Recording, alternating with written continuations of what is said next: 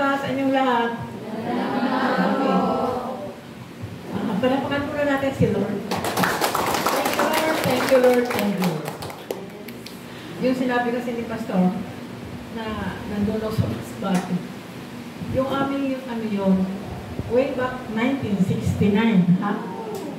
Nag-graduate po kami ng high school. Ang iba sa inyo kayo, siguro hindi pa kayo pinanganak. High school, 1969. Then after that, nagkahiwa-hiwalay na kami para magpatuloy na pag-aaral. Actually, yung first reunion namin ko, hindi ako kasama kasi hindi ko naman alam sila lang nag-plan. Nung malaman ko, magpaalam sa akin, talagang excited ako. Kaya salit sa Masbate namin i-held yung reunion, nagpuntahan sila dito sa Manila. At ang iba naman talaga ay nandito na sa Manila. Kaya, alam na ginawa ni Lord, napakaganda. My prayer is, Lord, how can I share the Word of God dito sa aking mga kabats na mga talagang nakakandado yun. Alam mo nakakandado? Hindi po sila basta mahila doon, nakakandado eh. Sa kanilang pagiging katoliko, katulad ko rin. Tawagan nila sa akin, again born daw. Yung born again, nila, again daw born. Again, born ka. Hindi ko maintindihan. Sabi ko, Lord, paano ko ma-share ito na ikaw ang mataas? Although kami ay nag-share dito sa reunion namin.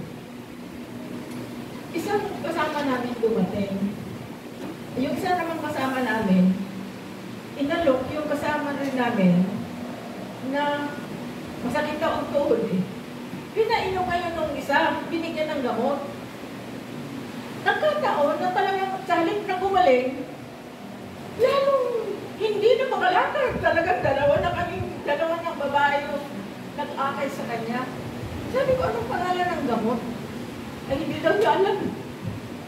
Kaya yung ginawa ko, nagsialisa na yung iba kasi sinamahan ko na siya dahil magkalapit lang kami sa Commonwealth. Sabi ko ganito, umupo ka dyan, pag-pray kita. Panalangin kita. Pero bago mag-pray, Panginoon, alam kong hindi dito basta-basta makapaniwala sa aking pananampalataya. Kasi yung babae yun, may-ari ng isang sinihan, mayaman yun. Talagang may authority siya kung anong ganyang gusto ginagawa. Pero sabi ko, Lord, this time, gusto ko, Lord, na makita ang iyong kaluwalhatian. Nag-pray ko na. Nagkumuha naman ako hingi ako ng panpan, diba? Yung paghaplas. Ginamit ko. Habang nagpintuan kami, sabi niya sa akin, ano yung ginawa mo? Ano yung? Sabi ko, pinag-pray lang kita. Sabi niya, hindi may tawag doon. Sabi sa akin, sabi ko, Lord, umipit ko niya tayo dito. Sabi na may ginawa ka sa akin eh. May sinabi ka? Meron akong sinabing word. Alin? Nag-pray lang ako for healing para sa'yo. Hindi yun. Meron ka talagang sinabi. Yung pala, yung video, nireview ko yung spirit of pain doon sa kanyang tuhod. Kasi talaga hindi makalakad. Dahil doon sa ininom na gamot. Siguro, purpose na rin ni Lord yun, para mapatunayan niya na talagang Panginoon ay makapangyarihan sa lahat. Natutuwa ako, pero hindi ako nagsasabi na, ikaw kasi ayaw mo lumapit kay Jesus. Kasi lalong maano sa akin yun. Yun yung paraan ko. Dahil si Lord naman gumagawa, di ba? Ngayon, pag-uwi namin, ano pa rin siya? Pray pa rin siya. Pagdating ko sa bahay, sabi ko, Panginoon, nag-pray ako. Ipakita mo po, Panginoon, doon sa aking kabatsmate. Alam kong hindi siya basta-basta naniniwala doon sa mga Bible. Pero Lord, this time, ipakita ko sa kanya na ikaw ay Diyos na buhay. Kanina, tinanong ko, kumusta na ang tuhod mo? Sabi ko naman sa akin, ay naku, Liz ang tawag sa akin. Magaling na ako. Thank you for your kindness. Yung sabihin na wala yung kirot, yung sakit, talagang nakalakad na siya. So sabi ko, Panginoon, ikaw ang dapat maluwalhati. Ginamit mo lang ako kasi shinare ko, hiniling ko sa iyo na paano ko ako makashare tungkol sa iyo na ikaw ay mayroong gagawin doon sa mga kabatsmate ko. Kaya, praise God, na patuloy ko silang ipipray at doon sa group chat namin, kasama lagi yung aking Word of God na encouragement. Kaya, praise God. So, ngayong umaga, mga kapatid, actually, yung aking title, the title is The Women as Life Giver. Nakakita na kayo ng women na life giver? Meron ba o meron? Meron ba wala? Okay. So sabi ka dyan sa yung kanina, Exodus. Ano ito ba?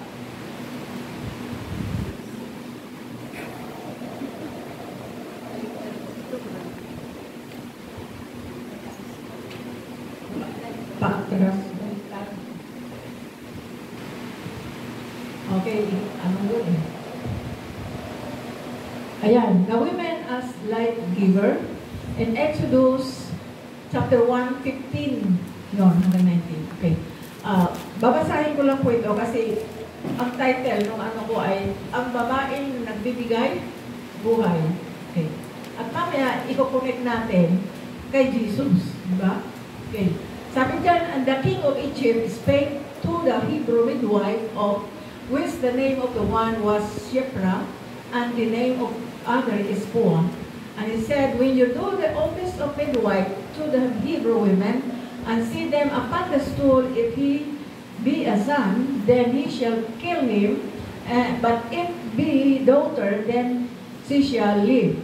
But the midwives feared God, and did not as the king of Egypt commanded them, but saved the men children alive. And the king of Egypt called for the midwives, and said unto them, why have you done this thing? You have saved the men children alive. Okay. And verse 19, and the midwives said unto Pharaoh, because the Hebrew women are not as the Egyptian women, for they are lively and are delivered, and our midwives come into unto them. Then therefore God dealt with the midwives, and the people multiplied and waxed very mighty. And it came to pass, because the midwives feared God, he made them houses. And Pharaoh charged all his people, saying, every son that is born ye shall cast into the river, and every daughter ye shall cast alive. O Lord, thank you so much, Father God. Give me wisdom and knowledge, and let your double portion of your anointing be upon me and be upon us, Lord, and continue touch our hearts, Lord God, that we could understand your word. In Jesus' name, amen. Dito sa verse 19, magpansin natin, and the midwife said unto Pharaoh, because of the Hebrew women are not as the Egyptian women, for they are lively and are delivered, and our midwives come into them. In verse 18, tingnan natin verse 18. Dito sa verse 18, sabi ng king, sino yung king ito? Si Paraon, si Pharaoh. And the king of Egypt called for the midwives, and said unto them, why have you done this thing, and have saved the men children alive? Itong si Puah, si Shiphrah, at saka si Puah ay mga midwife ito.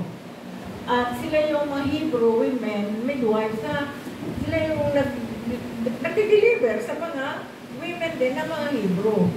Subalit, ang demand ni Haring Paraon, ni Pharaoh, na type of Satan, no, ay patayin ang mga batang lalaki na ipapanganak. So, bakit itong dalawang women na ito, itong dalawang midwife na ito, hindi nila magawa? Siyempre, sila ay pag-aari ng Diyos, di ba? So, hindi nila magawa. Kasi siyempre sila yung mga midwife. Alam nga naman na midwife ka na nga, ikaw pa yung papatay. Kaya bawal talaga yung, ano ba yun? Nagpapalaglag ba yun? Pinapatay yung bata? Ay naku, laban din sa kalooban ng Diyos. Kaya, dito pala, kahit na anong mangyayari sa dalawang ito, kahit midwives, patayin man sila ni pero wala silang pag-alam. Basta importante, babuhay nila yung mga bata. Amen? So, kaya anong sagot? Ano ang sagot sagot ni dalawang midwives? Ang said, pero, because the Hebrew women are not as the Egyptian women, for they are lively and are delivered, are the midwives come into them.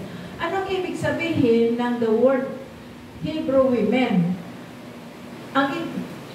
Magkaiba yung Hebrew at saka Hebrew women at saka Egyptian. Ang Hebrew women kasi, sila yung buhay, full of life, di ba? Sila yung full of life, yung Hebrew women. So, how come na isipin nila, sumunod sila kay Paraon para patayin mga mga born son, ano?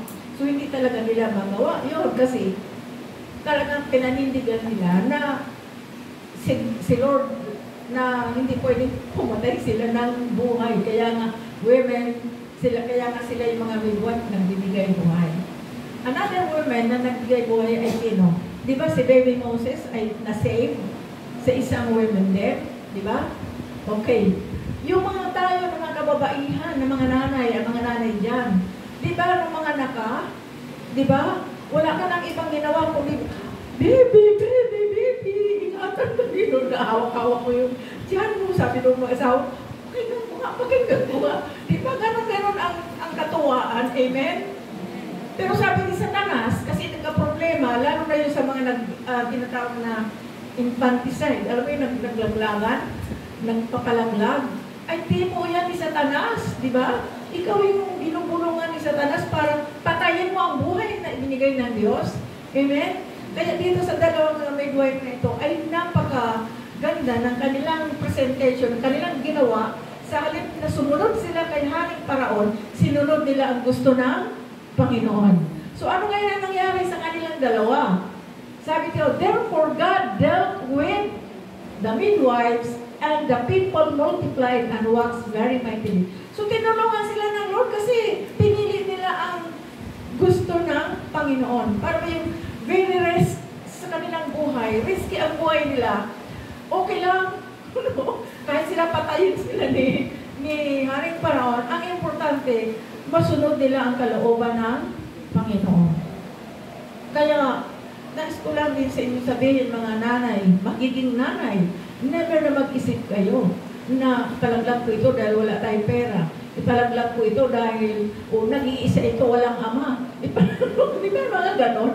Never nyo gawin yan. Kasi buhay yan. At tayo na mga anak ng Diyos ay malalakas. Amen? Hindi katulad ng Egyptian woman na walang mga ginawa. So we are like the Hebrew women na we are so vigorous, full of life. Amen? Kaya nga kung naalala ko, ano ko na yata sa inyo ito, na ipatutuo na. Nung ako'y nagba-Bible study, di ba, na-share ko nito sa inyo, biglang manganak yung member namin. So, ang doon sa habang nagba-Bible study kami, ang ginawa ko, dinala ko muna sa bahay nila. Sabi ko, tawag kayo ng midwife. Midwife, tawagin yung midwife. Dumating ang midwife, nanganak na. Suhit pa yung bata. Ay, wag ko, paano nangyari yun? Naipalabas ko po yung bata. Suhit. Sabi ko, Lord, tulungan mo naman po ako. Paano ba ito? May instruction si Lord. Kasi, mas pinili ko ang buhay ng bata. Kailangan mabuhay talaga. Imaginin mo yung suhit. Paano magsimula yun? Di ba ulo dapat? Para tuloy-tuloy. Pero ang nauna, mga paa? Sinusuhit dito sa inyo.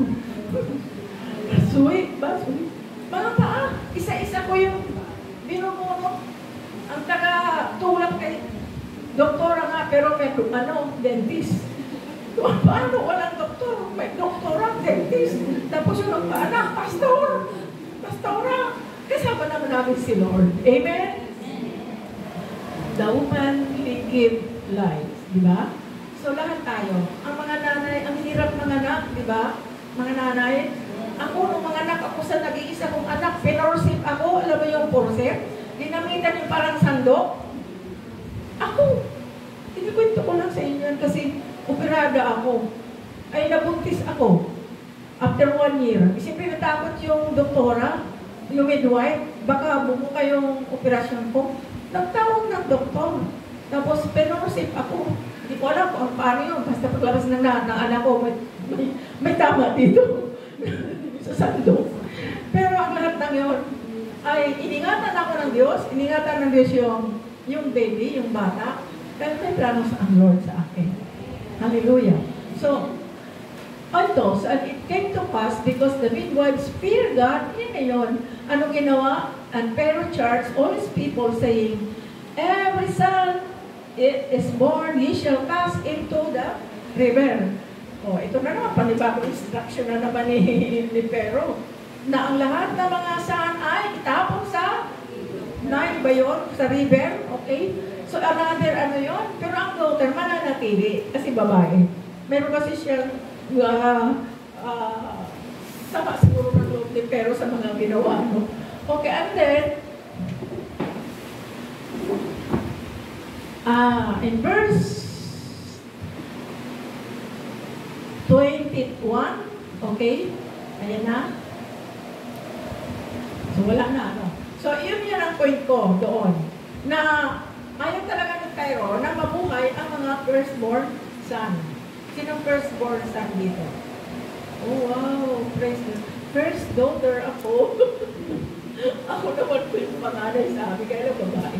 Kaya hindi ako kaya na mawala ang buhay, lalo na tayo ay mga mananampalataya ngayon. So habang tayo naghihirap, mga nanay na nanganganak, di ba? Kanya-kanyang karanasan sa panganganak. May nasisaryan, di ba? Kasi kailangan mabuhay yung baby. May na-forceps. Ako yun. Ginamitan ng parang sandok. Grabe talaga. Pero okay lang, basta may anak na ako. Ano pa kung ano mga ginawa, yung dadalhin ka sa ospital. Pagdating doon, sabi ng doktor, atin na lang isisaryan ito.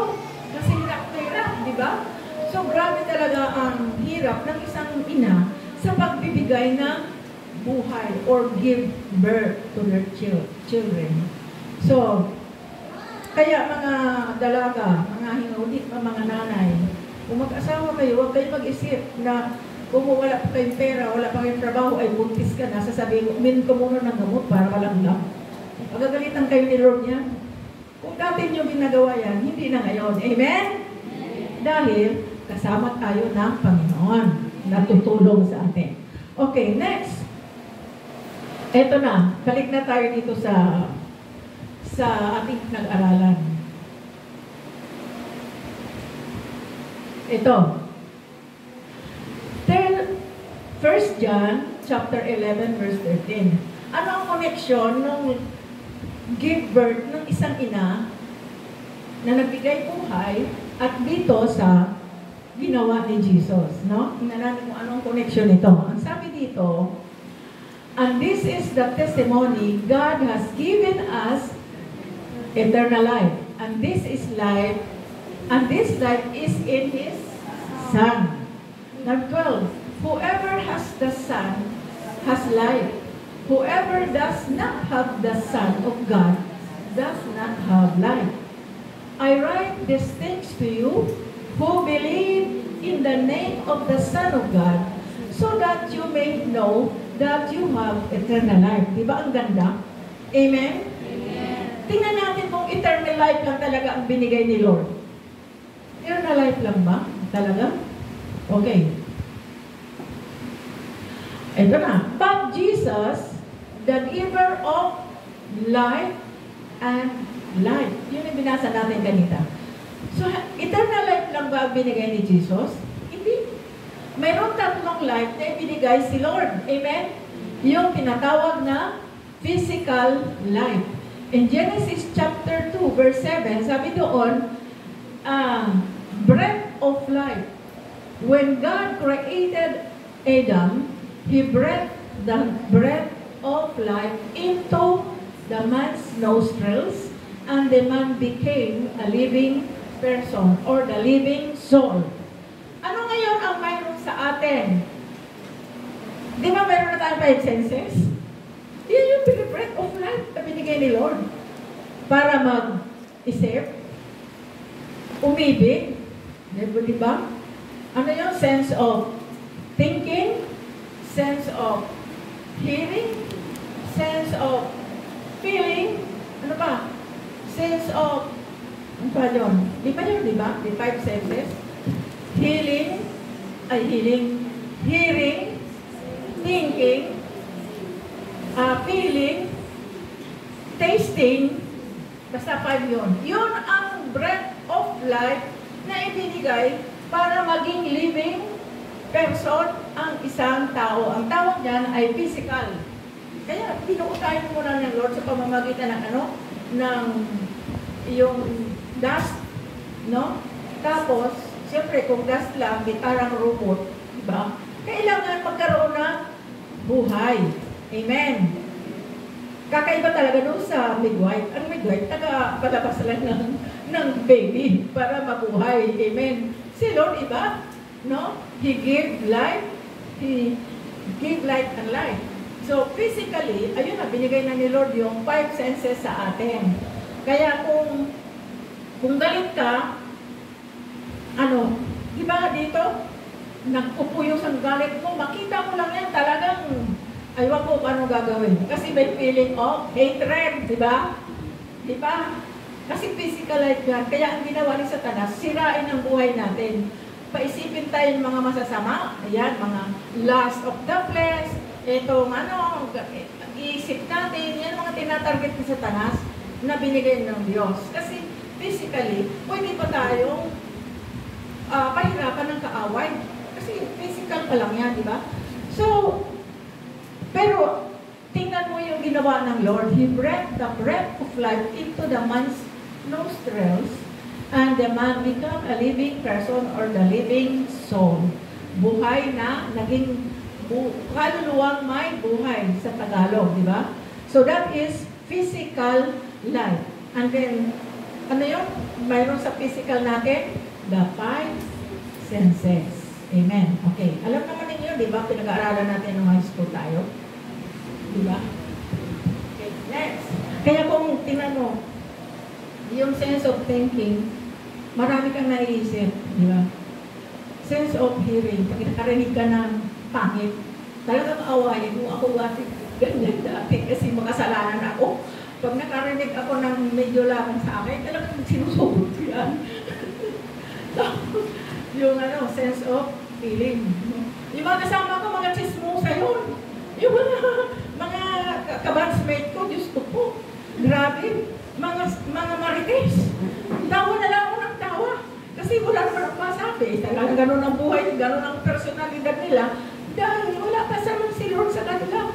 Noong pa sila sa Katoliko na nag-sharing sila, may mga pangalan pa ng mga Diyos, mga santo ang kanilang pinagano. Sabi, okay lang, basta Lord, bigyan mo akong pagkakataon na mayroon kang gagawin. So, mayroon nangyari na maganda. And then, okay, so that is physical life na binigay ni Jesus. Number 2 is spiritual life. Sige, sabay natin ang John 3. Tignan ko, minimurize ko talaga yung usama. Ano ba yun? Nag-join ako doon sa ano ba yun? Ano ba yun? Yung tawag doon? Okay. Sabi dito sa John 3:3, in reply, Jesus declared, I tell you the truth, no one can see the kingdom of God unless he is born again. Ay, Diyos ko, tulad 3 beses ko yun na nakaupo ako doon. Okay, sabi dito, this is called spiritual life. Sabi niya, and God designed human uniquely for spiritual life. We were created to have a fellowship with Him. Ang tawag yan ay spiritual birth. Okay. Ang tao, kung dalawa lang yung buhay mo, ay hindi ka maliligtas. Kung physical lang, mamamatay ka, di ba? Or, pagdating sa eternal, or eternal life, or eternal death. No? Pag wala kang spiritual birth, ay wala kang pag-asa makarating sa langit. Amen ka? Wala tayong pag-asa na makanta natin yung buhay na walang hanggan. O yung sinasabi ng pastor, yung rapture. O di ba? Enjoy tayo niya. Basahin ko ninyo ano. Minsan nanonood ako doon na kung paano ni-rapture yung mga Christian, ano? Sa Facebook kasi may lumalabas din eh. Sabi ko, Lord, sana makasama ko sa rapture. Okay. So, siyempre, pag tayo naman ay totoong naging mananampalataya ni Lord, ito lang, sasama tayo. So, itong spiritual life, ito yung tinatawag na spiritual birth. Hindi yung galing ka sa, babalik ka sa sinapupunan ng iyong nanay. Sabi nga doon ni Nicodemus, sabi ni Jesus kay Nicodemus, you must be born again. Iyan ay hindi literal na babalik tayo sa sinapupunan ng ating nanay. Spiritually. Kaya we need Jesus. Amen? Ang tawag dyan ay spiritual birth. Kaya ang isang tao na walang spiritual birth, walang pag-asa yan na makarating sa langit. Do you have spiritual birth? Gusto ko parinig. Do we have spiritual birth? Yes. Amen? Thank you, Lord. Palakpakan natin si Lord. Kaya anytime na dumating si Lord, kasi wala nakakalam kailan darating. Hindi ang anak, hindi alam, di ba? Si Father God lang nakakalam na dumating. Tapos eto na, bigla na lang nawala si Ma'am Rachel, si Pastor. Oh, tapos naiwan ako. Ay, Diyos ko. Ano ba yung mangyayari sa akin? Di ba? Magsisisi talaga ako ng todo-todo. Kasi alam natin, akala natin, pag kinilala natin si Kristo, at doon sa mga pinupunasa natin, akala natin, yun na yung paraan ng ating kaligtasan. Mali po. Kailangan dumaan tayo sa proseso ng pagiging spiritually alive. Amen? So, spiritual life. Naunawaan nyo? Ulitin natin ang John 3:3. Jesus declared, I tell you the truth, no one can see the kingdom of God unless he is born again. Amen. So, we must be born again. Ang tawag dyan ay spiritual birth, hindi physical birth. Okay.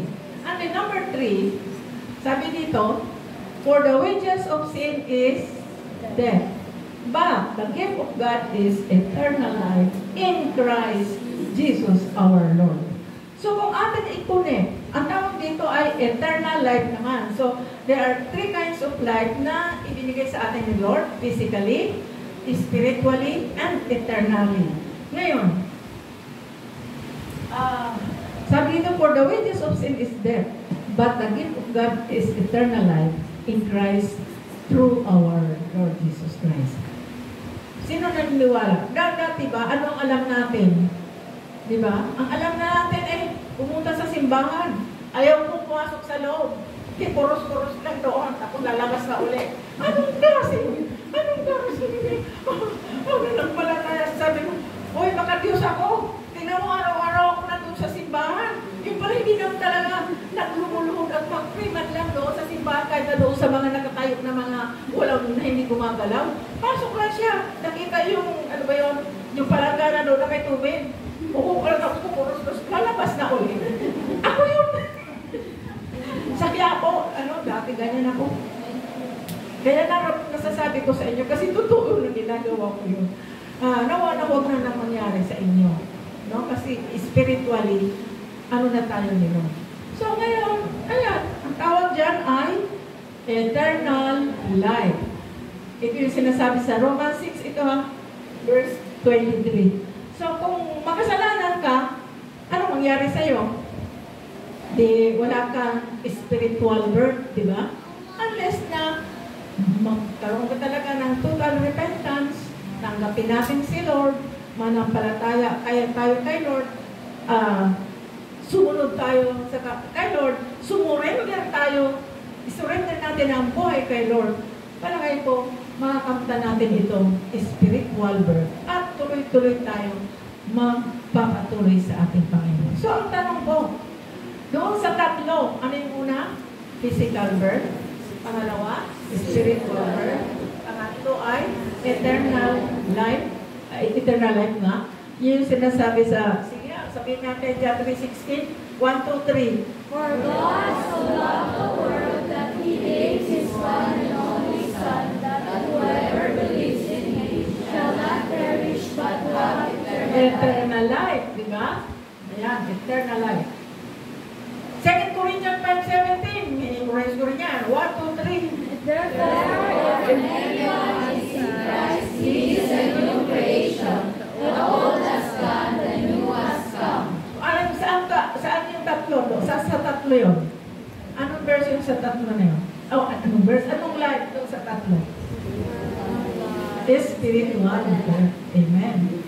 The old has gone, the new has come. Hallelujah. And then pagdating nga dyan, meron tayong eternal life. So anong kinalaman doon ng connection ng midwives o mga nanay na nagpapaanak sa ginawa ni Jesus? May connection pero kulang. Amen? Kasi mismo yung nagpapaanak, hindi naman talaga siya ligtas pa kung hindi siya born again. Di ba? So mismo yung nagpapaanak, midwife man siya, o tayo, or I'm talking to us na kung hindi talaga born again, at kung doktor ka, at kung midwife ka, at kung ano-anong kurso mo na may kinalaman sa buhay, pag hindi ka born again, wala rin mangyayari. So, all of us must be born again. Kaya maraming doktor na ngayon na born again. At alam nyo, ang mga doktor ngayon na iba nakakilala sa Panginoon. Meron akong kaibigan na naging doktor na siya, pero member siya ng church, anak siya ng general sa Camprami. Buong pamilya niya, andun ako lagi para i-share ko ang Word of God. Pero namatay na yung tatay, matanda na yung nanay niya, pero doktor siya. Dito, kailan lang nag-usap kami. Sabi niya, Pastor, salamat dahil pinapatuloy mo yung paglilingkod mo sa Panginoon. Pero nagpapatuloy din ako. Ako isang surgeon doctor na ngayon. Tapos, kung bago akong gumawa, talagang kay Lord talaga ako umaasa. Kaya sabi ko, magpatuloy ka lang kasi para tulungan pa ni Lord ang profesyon mo. Yung aking pamangkin, nurse, asawa doktor, ang tawag doon cardiologist, sa puso naman. Born again din siya. Sabi ko, magpatuloy lang talaga kayo ganyan. Ayan ang formula. No? Kaya halos dito sa buong Manila, kilala itong aking pamangkin na asawa ng aking pamangkin, na cardiologist. Kaya, praise God, dahil natutuwa ako doon sa mga kamag-anak ko, mga pamangkin ko na mga mananampalataya na. So, i-share ko rin, i-desire din lang natin sa ating mga puso, kasi hindi naman tayo ang mag-born again sa kanila, di ba? All we have to do is to pray for them at hintayin natin yung tamang panahon, katulad nung nangyari kahapon. Hindi ko inaasahan yun, pero dinisire ko lang yun. Pero siya nagpatotoo, ano ba yung pastor, ano ba yung list? Alis kasi. Alis, tao nila sa amin. Ano ba yung list yung ginawa mo? Eh, pinag-pray lang naman. Hindi mayroon kang sinabi. So, siguro mayroon siyang naramdaman na kakaiba. No? Yung sinabi ko in Jesus' name, ay, oo, yun nga, I rebuke. I rebuke in Jesus' name. I rebuke the spirit of pain. Kaya siya gumaling. Dahil kay Lord. Kaya lahat ng bagay ay pasalamat natin sa Panginoon kasi siya ang lahat ng gumawa. Kung minsan gagawa siya ng drama para siya ay maluwalhati. Amen? Amen. Kapag drama yata yun. No? Ginamit yung isa kong kabatsmate, pinainom ng gamot na hindi alam kung anong klaseng gamot. Eh, ito naman uminom. Lalo hindi na makalakad. Eto ngayon ang ginawa ng Lord. Oo, di ba? Palapakan natin si Lord. So, praise God. Maging lingkod talaga tayo ng Panginoon para bumuhay ng patay. Kasi physically, patay tayo sa harapan ng Diyos. Pero spiritually, nabuhay na muli tayo, spiritual birth. Nakilala natin si Lord. Kaya, ano mangyayari sa atin pagdating ng araw, pag tayo ay kinuha na? Saan tayo punta? Sa impyerno o sa langit?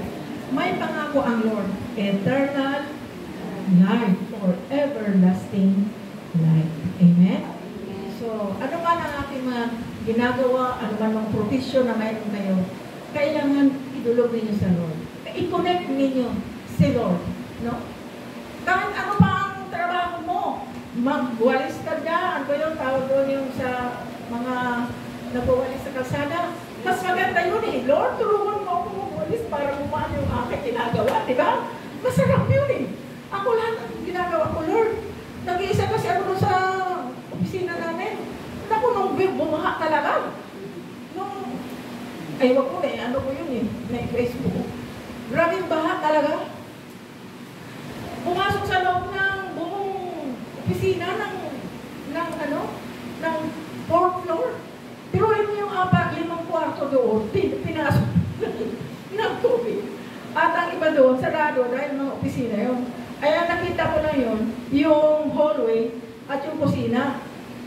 Sabi ko, pambihira talaga. Senior citizen, nagalit ako. Senior citizen, pagkuwalisin mo dito, hirap na hirap ako. Yung dustpan, naglibas talaga ako. Pambihira, senior citizen.